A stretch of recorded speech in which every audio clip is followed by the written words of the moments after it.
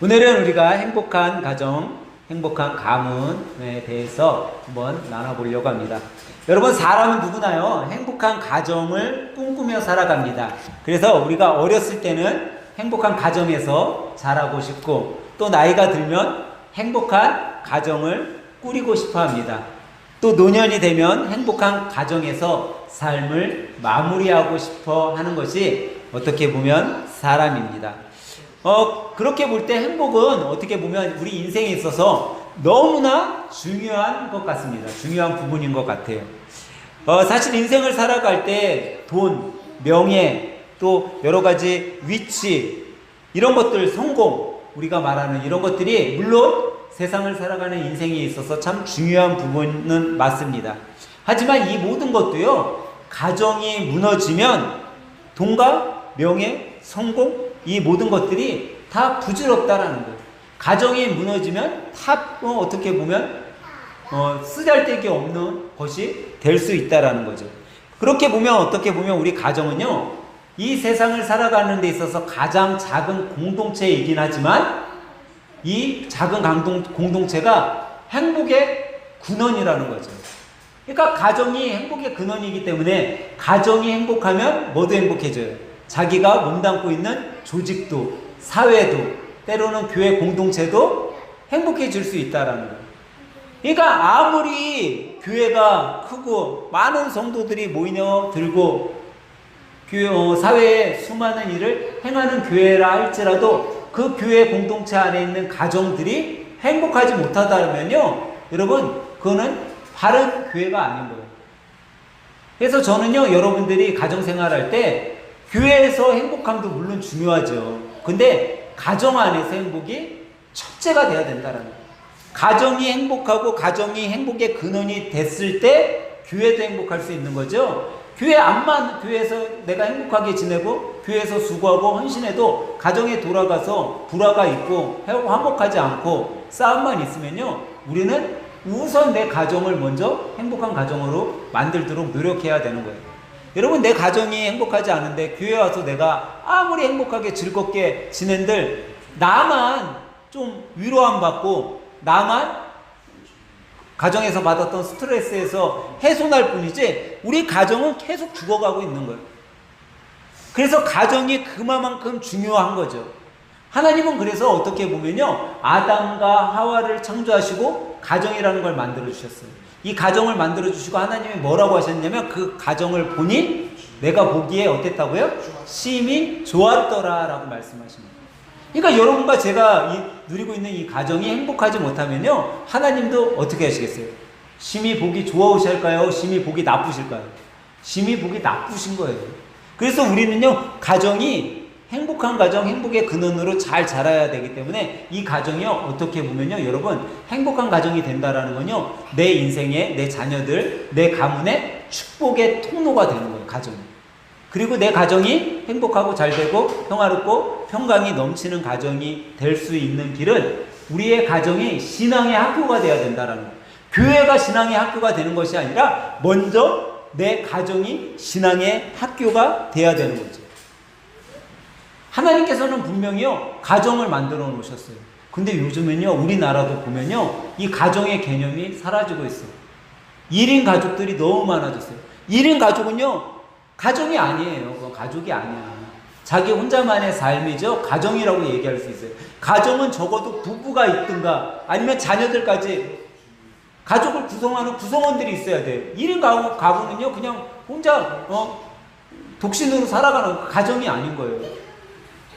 하나님께서는 우리들에게 가정을 만들어 놓으셨고 내가 가정을 일구었을 때 그 가정 속에서 행복한 가정으로 살아가기를 원하시는 거예요. 그러니까 여러분이 만약에 혼자 사는 1인 가구가 아니라면 여러분 어떤 가정을 만들어야 돼요? 행복한 가정을 만들어야 되는 거예요.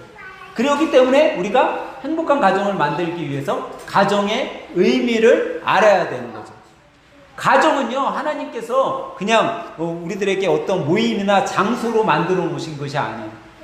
어떤 모임이나 장소는요, 하나님이 안 만들으셔도 돼. 그냥 내가 어떤 동호회에 가입하면 돼요. 볼링장에 가면요, 벽면에 모집한다고 엄청나게 붙어 있어. 뭐뭐뭐 클럽, 뭐뭐뭐 그룹, 뭐뭐뭐 모임. 그거는요, 장소, 모임이야, 그건. 사람이 그냥 만든 거예요. 근데 가정은요, 하나님의 창조 질서 속에 세워주신 제도인 거예요. 이거는 내가 만든 게 아니야. 하나님께서 만들어주신 거예요. 근데 이 가정이, 하나님께서 만들어 놓으신 가정이 행복한 가정이 되려면 하나님의 창조 섭리대로 잘 이루어져 갈 때 행복한 가정이 되는 거죠. 그렇지 않으면 행복한 가정이 무너지게 되는 거예요. 그래서 종종 크리스찬 목사님들이 우리 청년들에게 너희들 결혼할 때 믿음 생활하는 사람하고 되도록이면 만나라. 혹시 믿지 않는 사람 만나면 먼저 교회에 전도시켜 놓고 그리고선 결혼하도록 해. 왜냐면요, 그만큼 전도가 힘들고 그만큼 내 아내, 내 남편을 교회로 인도하는 게 힘들기 때문에. 여러분, 내가 아무리 신앙이 좋아도요, 믿지 않는 남편하고 결혼하잖아요.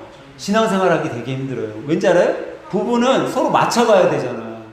서로 배려를 해야 돼.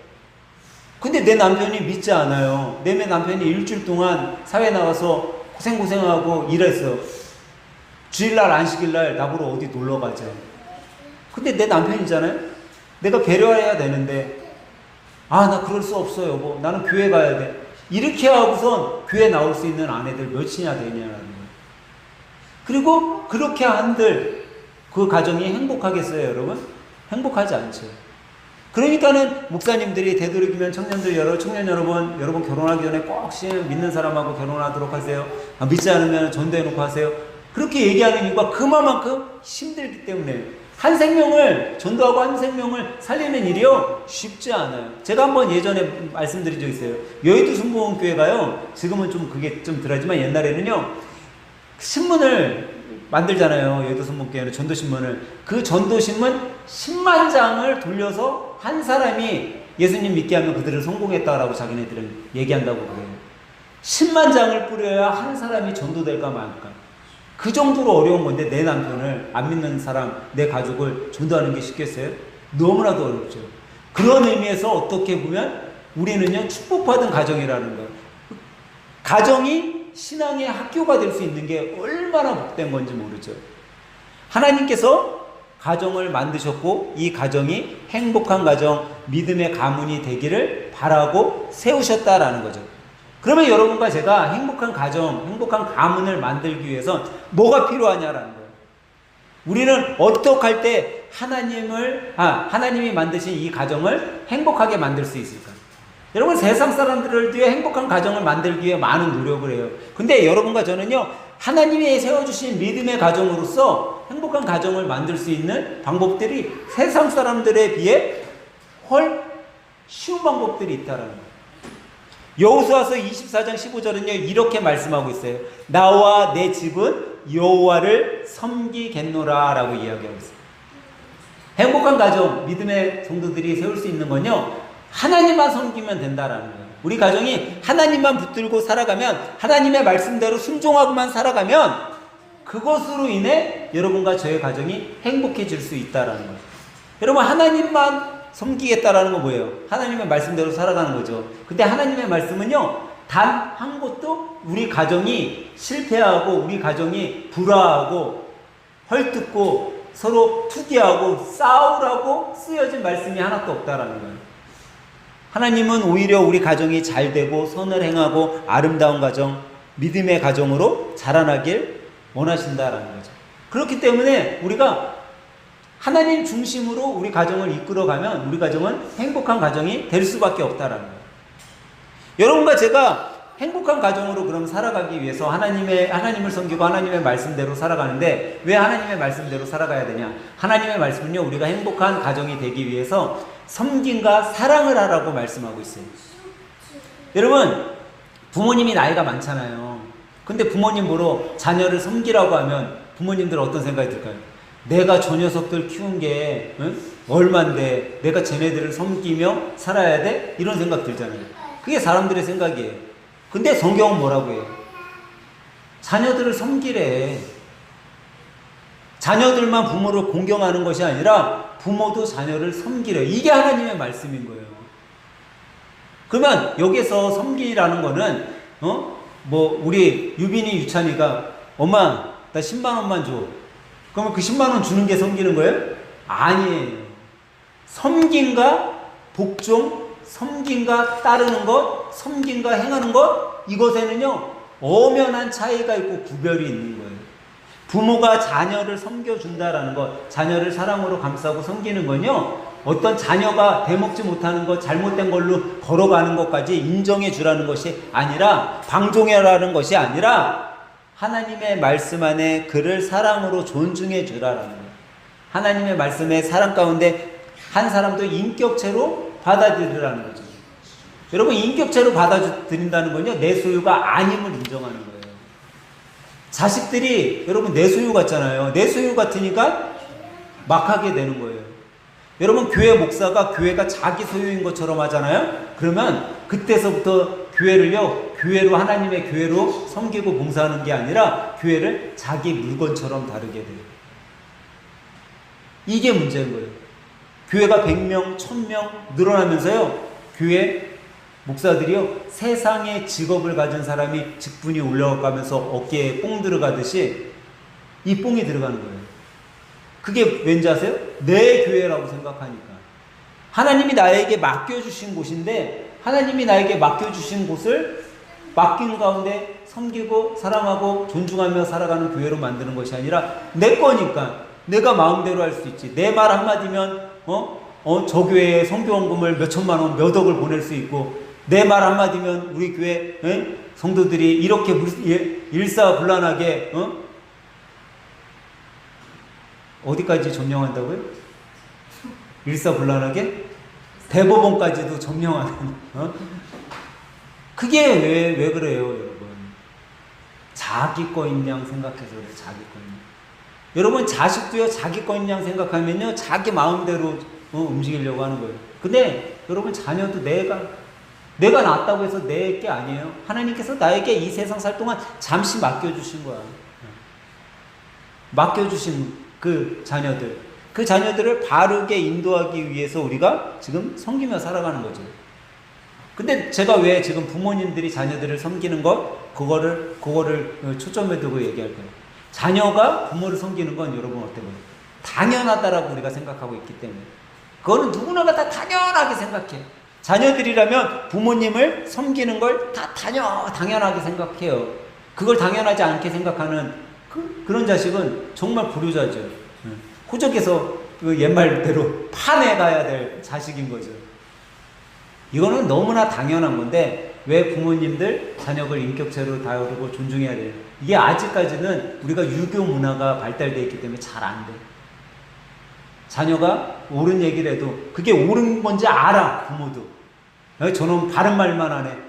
챗 GPT에 쳐보니까 이것이 바른 말입니다. 쭉쭉쭉 해갖고 딱 나오고 정확하게 얘기하는구나. 그런 거 아는데도 부모님이기 때문에 때로 아니다 라고 우길 때도 있어요. 근데 여러분, 우리가 아름다운 가정, 좋은 가정을 만들 때는요, 부모는 부모님대로 인정할 줄 알아야 돼. 자녀는 자녀대로 부모님을 섬기는 일에 최선을 다할 때 화목한 가정이 되는 거예요. 고집만 부리잖아요. 요즘 우리 유빈이 유찬이만 돼도요, 다 알아들어요, 얘네. 그리고 얘네가요, 자기를 사랑하는지 이 사람이 자기를 싫어하는지 알아요. 제가 우리 유빈이 유찬이를요, 한 대씩 쿡쿡 때리잖아요. 그러면 얘네들이 저를요 째려보면서 저 인간 왜 날 때리지? 이렇게 쳐다보지 않아요. 목사님이 쿡 때려도요, 나 사랑해서 나하고 장난치네 우리 목사님, 이렇게 생각해요. 왜? 빠삭하게 다 하는 거예요. 이 사람이 나를 사랑해서 이렇게 대하는지, 나를 싫어해서 이렇게 대하는지. 여러분, 우리가 우리의 자녀들을 대할 때요, 사랑과 존중으로 대해야 돼요. 그러면요, 그 가정의 자녀들이요, 어떻게 자라요? 가정이 축복의 통로가 되는 거예요. 근데 아빠가, 엄마가, 때로는 형제 간에 이 행복, 사랑과 존중이 없이 정말 어떻게 보면 물건 취급하고 깔아뭉기고 그러면요, 축복의 통로가 아니라 실패의 통로가 되는 거예요. 그래서 여러분, 우리는요, 가정을 화목하게 만들기 위해서 사랑과 존중이 필요하죠. 또 여러분과 제가 행복한 가정이 되기 위해서는요, 행복한 가정이 되기 위해서는 그냥 사랑과 존중만 있으면 될 것 같잖아요. 그런데 그렇지 않아요. 사랑과 존중이 있는 곳에는요, 꼭 따르는 것이 있어요. 뭔지 아세요? 희생과 용서가 따라가야 돼요. 여러분, 부모님이 자녀를 존중하는 거 쉽겠어요? 어렵겠어요? 장로님, 자녀들 존중하는 거 쉽겠어요? 어렵겠어요? 어렵죠. 왜? 내가 다 키운 자식들인데 내가 쟤네들 말까지 들어야 돼? 힘들죠. 근데 그거를 하는 이유가 뭐예요? 내 희생이 있기 때문에 할 수 있는 거예요. 내 희생이 있는 곳에, 내 용납이 있고 용서가 있는 곳에 하나님께서 사랑을 주시는 거예요. 근데 여러분, 목사님, 내가 내 자식, 그거를 내가 용서해야 돼요? 쟤네들이 나를 용서해야죠. 용납해야죠. 근데 하나님께서는 여러분과 저에게 뭐라고 말씀하셔요? 골로새서 3장 13절에 보면 이렇게 말씀하고 있어요. 누가 누구에게 불만이 있거든 서로 용납하여 피차 용서하되 주께서 너희를 용서하신 것 같이 너희도 그리하고 라고 얘기하고 있어요. 주님께서 여러분과 저를 용서하고 용납했을 때 우리가 용서받을 수 있는, 또 용납할 수 있는 그런 행동을 했기에 받았냐라는 거예요. 우리는 주님 앞에 가면요, 여러분과 제가 아무리 목사라도요, 아무리 착한 선한 일을 한 신실한 크리스찬이라 할지라도 주님 앞에 가면요, 고개 들고 고개 빳빳이 들고 예수님, 저 이렇게 잘 산 목사입니다 라고 할 수 있는 사람 단 한 사람 없다라는 거예요. 주님 앞에 가면요, 우리는 다 죄인이고요, 주님 앞에 가면 정말 벌거벗은 것처럼 부끄러울 수밖에 없는 존재들이죠. 근데 그런 우리를 주님께서 먼저 우리를 용서해 주셨다라는 거예요. 용납해 주셨다라는 거예요. 근데 내가 그 사랑을 받은 자로서 내 자녀들, 내 가족들을 용서하고 용납하지 못한, 그런다면 어떻게 행복한 가정이 될 수 있냐. 근데 그걸 하기 위해서 뭐가 있어야 돼? 희생이 필요하다는 거야, 내가. 여러분, 지금 70대, 80대, 90대 어른들이 그래도 이 사회에서 존경받고 인정받는 이유가 뭔지 아세요, 여러분? 그분들이 가정을 위해 희생했기 때문에. 어떻게 보면요, 가도기에 있었던 분들이 그분들이에요. 우리나라 경제가 정말 어렵게 살던 경제에서 부흥된 경제로 넘어가는 가도기. 어떻게 보면 우리 가정들이 정말 막 깨지고 힘들고 막 그런 가정에서 또 바른 가정으로 세워지는 그 가도기. 대가족에서 소가족으로 넘어가는 또 가도기. 이런 과도기를 거쳤던 분들이 이런 분들이에요. 근데 이 과도기를 어떻게 잘 이겨나갔냐라는 거예요. 희생이 있었기 때문에. 그분들의 희생이 없었으면 벌써 반쪽 나오고 벌써 깨지고 말았을 거예요. 이 땅에 경제가 이렇게 부흥 안 됐어요. 그분들이 외국에 나가서 어렵게 외국에서 노동해가지고 이 나라에 돈을 들어오고 외국 자본을 들어오고 그렇게 노력했으니까 지금 잘 사는 거죠. 여러분, 지금도요, 정말 외국에 유럽에 잘 사는 나라 선진국이라고 하는데 가잖아요? 우리나라처럼 편의시설 잘 되는 나라 없어요. 선진국인데 우리나라보다 국민소득이 더 높고 그런데도 그런 나라에 갔는데 우리나라보다 생활 환경 수준은 더 떨어져. 물가는 훨 비싼데. 근데 이 나라가 이렇게 잘 사는 나라, 행복한 나라, 정말 누리기 편한 나라가 된 이유 중에는 그냥 된 게 아니라는 거예요. 그 부모님들의 희생이 있었던 거죠. 가정의 행복이 있기 위해서도요, 똑같다라는 거예요. 희생이 있었어요. 그 희생은 어떻게 보면 그 희생 가운데 용서가 따라왔던 거죠. 여러분, 자식들이 다 잘할 수 없어요. 잘못해요. 부모님의 용서가 없으면 자식이 쓸 곳이 없는 거예요. 부모님이 이제 연세가 많아져서 판단에 미스가 나고 잘 안 될 때가 있어요. 아니, 아버지는, 어머니는 그렇게 나이가 많으시면서 그것도 못하세요? 여러분, 점점 나이가 들면 우리 그런 얘기 있잖아요. 점점 늙으면 뭐가 돼요? 애기가 된대요. 근데 그게 맞는 말 같아요. 나이가 들면 들수록요, 애기가 되는 거예요. 그럼 한번 생각해보세요. 여러분들이 애기였을 때 똥 싸고 기저귀 갈고 그랬을 때 엄마 아빠가 애기를 딱 놓고선 이놈의 자식 이거 맨날 똥 싸네, 맨날 하네, 때리면서 기저귀 갈아주는 부모 보셨어요? 안 보셨어요?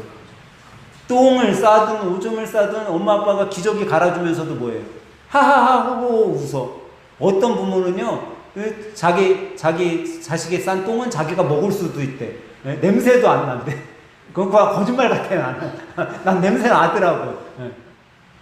근데 여러분, 부모님이 세상 사람들 말대로 나이가 들어서 아기가 돼가고 있다라고 생각을 해봐요. 그러면 내가 우리 자식이 아기였을 때 얘 말 못하는 아기가 사고를 치고 뭐한들 혼내냐고. 오히려 웃으면서 씻겨주고 웃으면서 보살피고 그래야 되는 거예요. 왜? 부모님이 우리를 위해 희생했던 것처럼 이제는 우리가 희생할 때 그 가정이 행복한 가정이 되는 거죠. 그러면 여러분, 이 행복한 가정이 됐어요. 여러분과 제가 하나님을 잘 섬기고 사랑과 존중하고 희생과 용서가 있어서 잘 된 행복한 가정을 만들었어요. 이 행복한 가정이 우리 때에만 있어야겠냐라는 거죠. 이 행복한 가정이 어떻게 해야 돼요?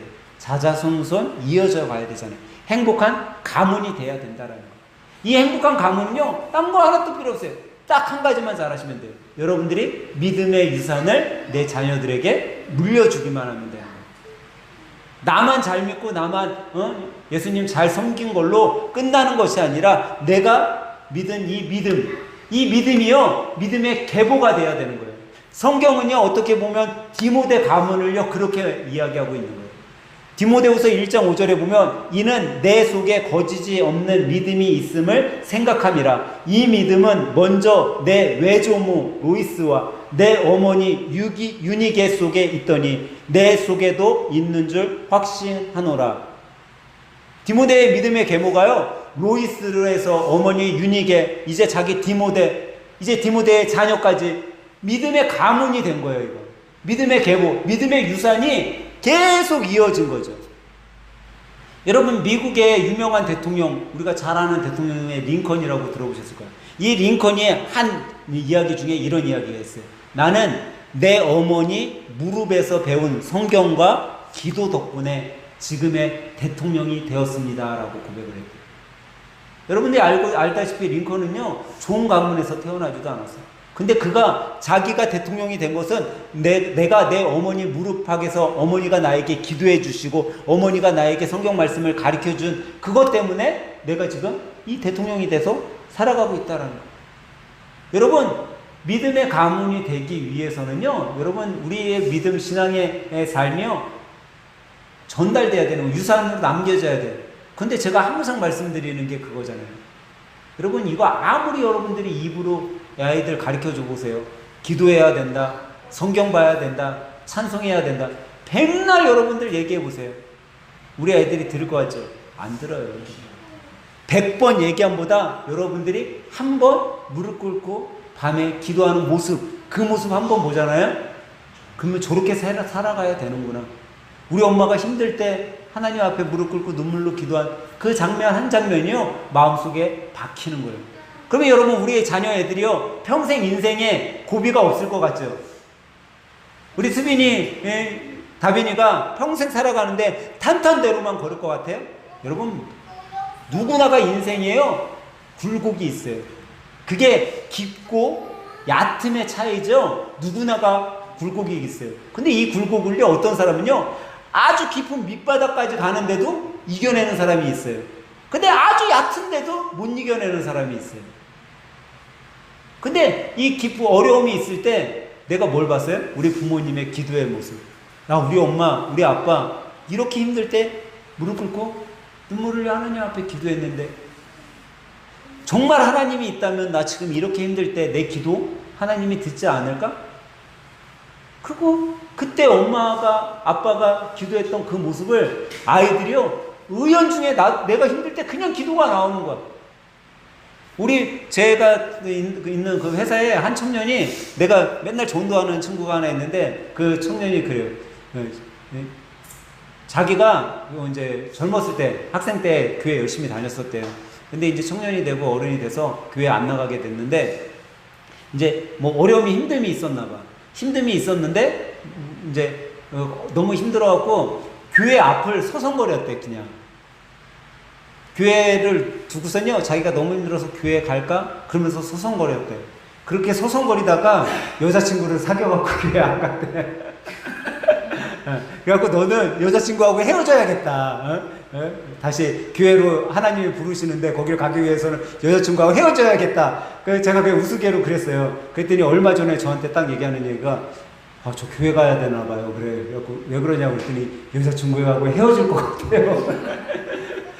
그래. 근데 여러분, 아이들이요, 어렸을 때 부모의 그런 기도의 모습, 신앙의 모습을 보잖아요. 그러면 그게 마음속에 새겨져 있어요. 그리고 자기가 그런 어려움이 있을 때 내 부모님이 했었던 그 삶의 모습, 그 신앙의 모습을 따라하게 되는 거예요. 그것이 바로 믿음의 유산을 남기는 거죠. 그리고 또 이 유산을 남기기 위해서 부모님 된 여러분과 제가 꼭 해야 될 것이 있어요. 그것은 두 가지의 단어예요. 하나는 미안하다. 하나는 사랑한다. 이 말을요, 여러분, 저희가 이제 텔레비 프로 중에 나는 자연인이다 보면요, 산속에 들어와서 사는 사람들 있잖아요.